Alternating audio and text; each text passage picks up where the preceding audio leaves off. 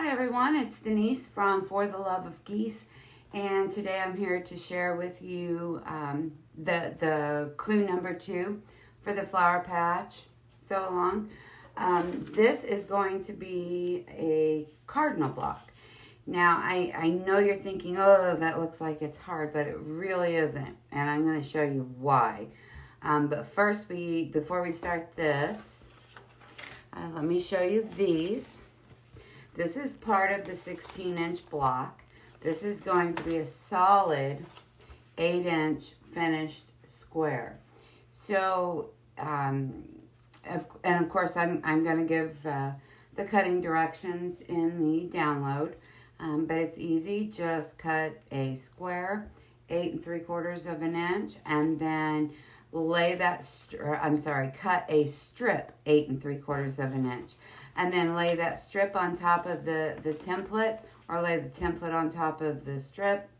Tack it down with your glue, and you can set that one aside for now. You will do the same with these two pieces. This is the F and this is the E. These are the background fabrics. So you'll just do the same thing. I'll give you the directions on cutting the strips for these two pieces. For these are going to go really quick. We've got a left-facing cardinal and a right-facing cardinal, and per the instructions, you don't have to make 2 cardinals. If you don't want, you can make 1 if that's what you prefer. There's going to be a 2-unit flying geese.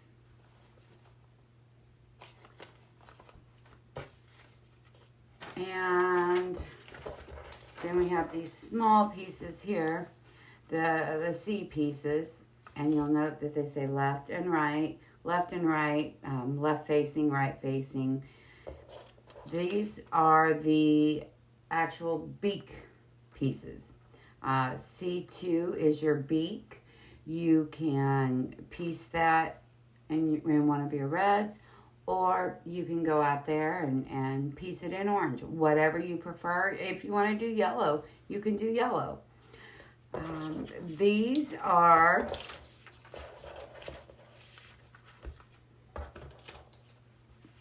the E pieces to the cardinal block. These are the pieces that go right here. These, again, are going to be really quick because you're just going to take your strip,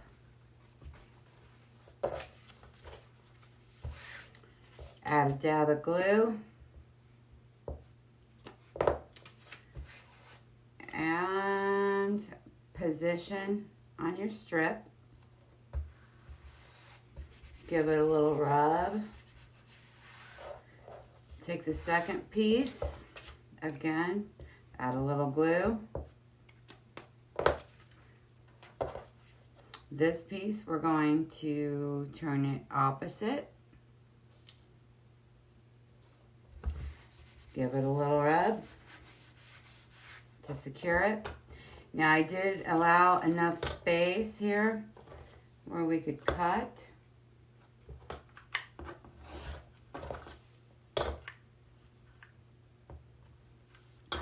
And then we'll do the same thing. And I didn't apply enough glue. That happens sometimes.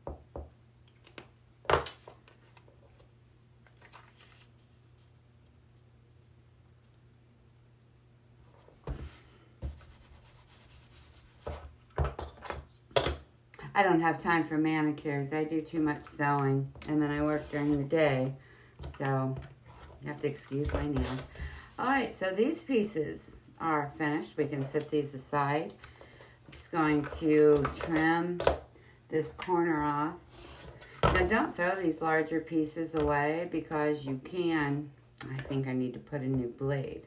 These larger pieces, you can use these someplace else in the quilt, so or in one of the blocks. So save these larger pieces. All right, next we will start. Let's start with the beak pieces. These are C right and C left. And we will begin with a background piece, which is C1. Now these are tiny pieces, but it's okay. You've got this. You can do this. Just position that on your fabric strip. Sorry, I'm cutting you off here. Okay, so I positioned that on my fabric strip to cover patch C1. And let's see, I lost my cardstock. There it is.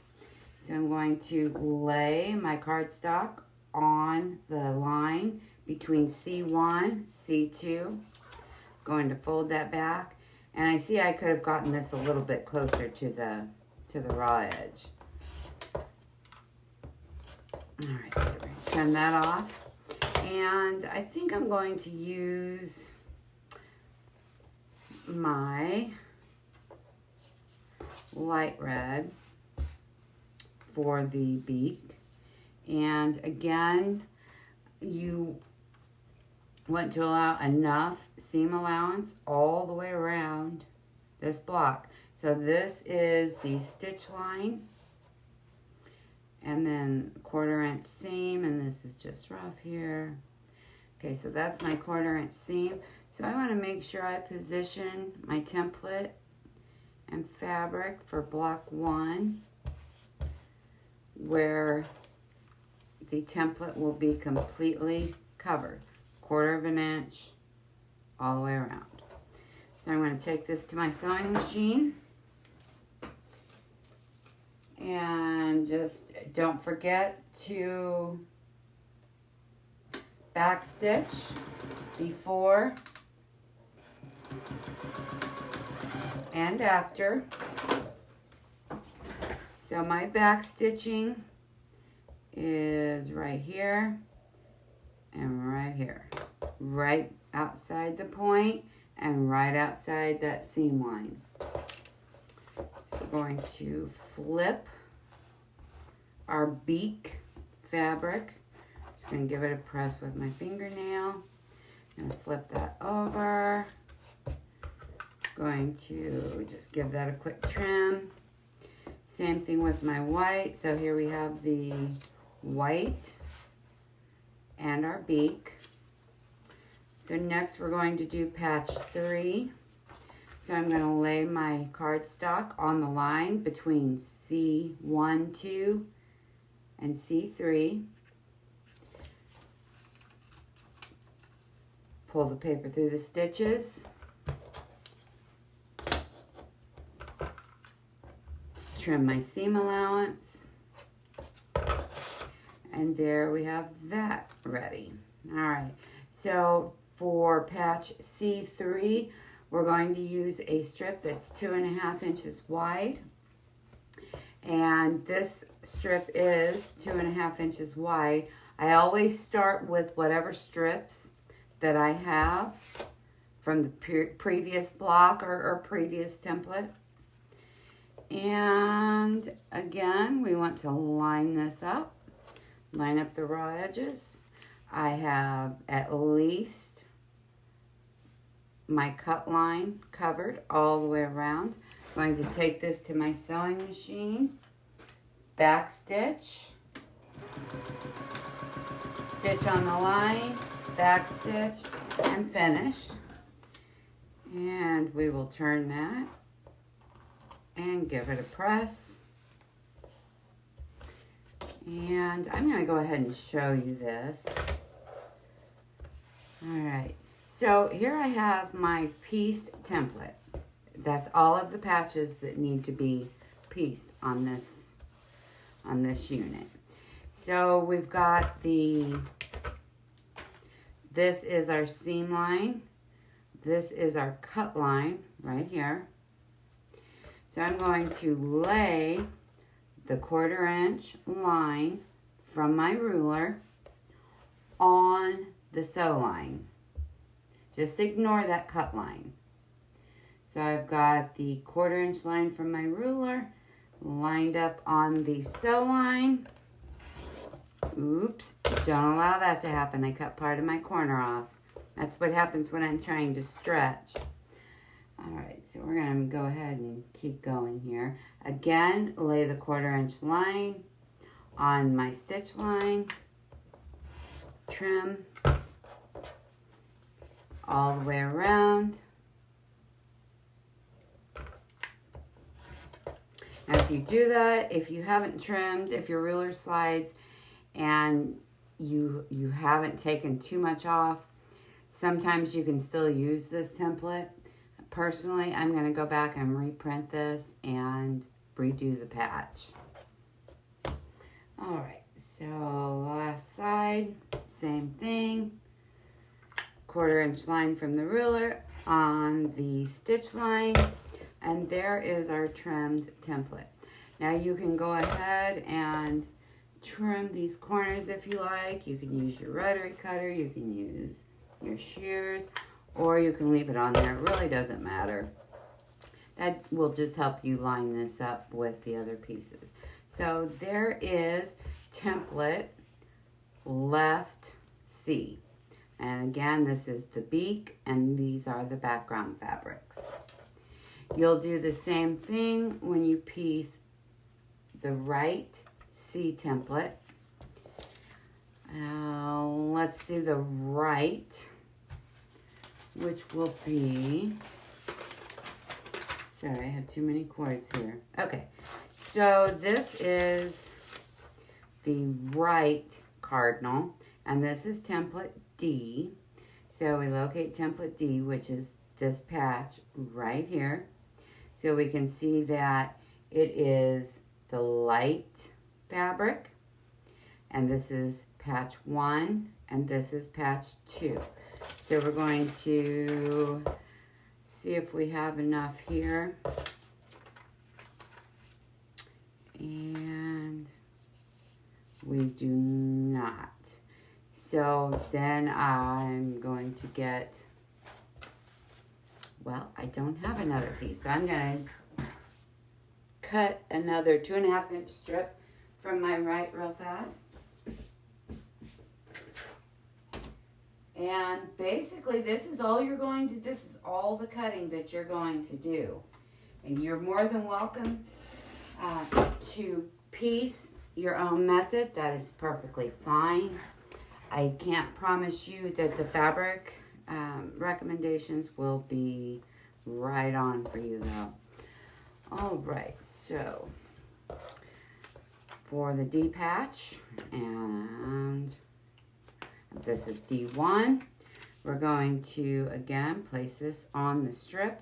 Make sure the template is completely covered all the way out, just past your cut line, which it is. And we're not going to trim this tail off because we're going to use this point left on the tail. So again, place your cardstock on the line, fold back, trim, and this is going to be light. So we're going to go ahead and, all right, so here we have the point from the previous cut. And again, we're just going to match that up with the patch on the template. Doesn't have to be exact. And because this is a raw edge, I'm going to trim that off right there. That's a little fuzzy. It must be from the end or beginning of the bolt. All right, so I've lined up my raw edges. I'm going to take this to my sewing machine. Again, back stitch before and after.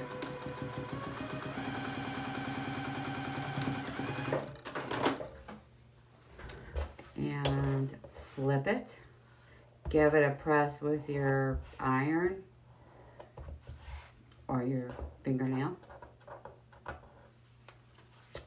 And you can see here, our patch is completely covered. And we're just going to trim that excess off. You don't have to use a ruler. I'm just trying to make it quick here, and I'm not succeeding. All right, so that template is complete. And then you're just going to go in, and again, you're going to ignore this cut line here for now, and you're going to lay your ruler on your the quarter-inch line on your ruler on the seam line, and you're going to cut all the way around. Next, we have the body pieces. This is patch A, which is this big section right here. So we can see that the dark is the wing, and then the rest of it is the body. This is the eye, so we definitely want to use a darker color there. You can use any color you prefer. I'm going to use my dark, the red that I chose for my dark. This is going to be used here around the eye and on the wing. So if you need to, come in here, write dark, light, light, light, dark. If you need to, colors are a little close. All right, so we've got patch A1, which is the dark. So, yeah, we're going to come in here, and we're going to position this. We're going to see what is the best position for this. Now, if you're starting with an end that has the cut angle, then of course this isn't wide enough, but you could always flip that piece over, slide it down to cover your seam allowance and start there. But since we're starting fresh here, I'm going to use this as my straight side, the line between patch 1 and 2. All right, so our line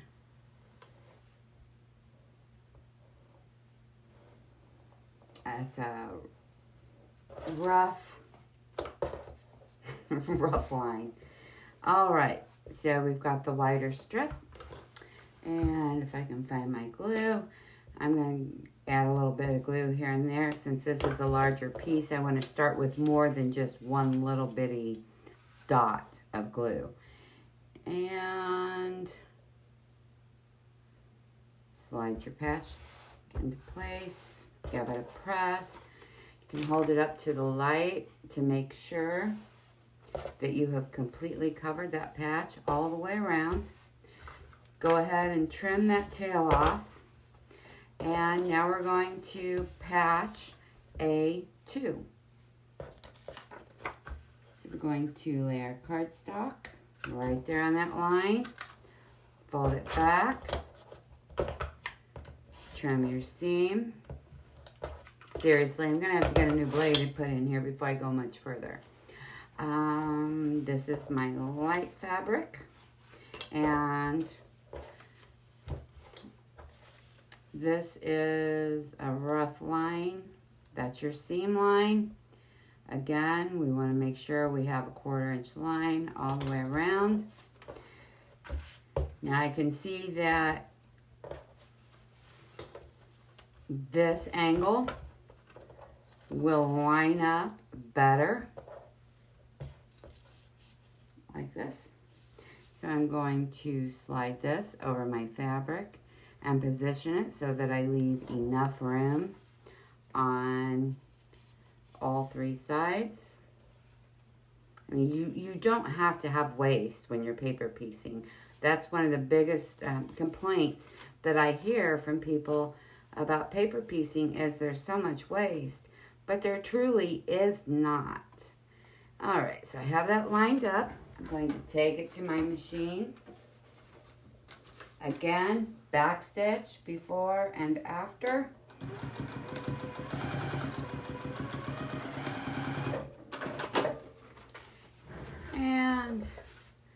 flip your fabric, give it a press with your finger, your thumbnail, or your iron. We're going to flip that over. You can hold it up to the light. Make sure that you have covered your left enough for your seam, which I have.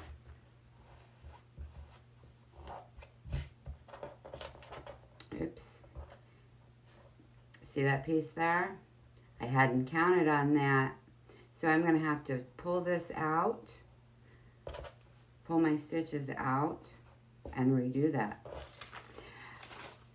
I'm not going to waste your time there. Anyway, you continue all the way around, and this is your final patch. And then you will trim that up in the same manner. Now I will get these pieced and get some unstitching done. I'll get these pieced and I'll come back and show you what makes it the easiest way to put this together.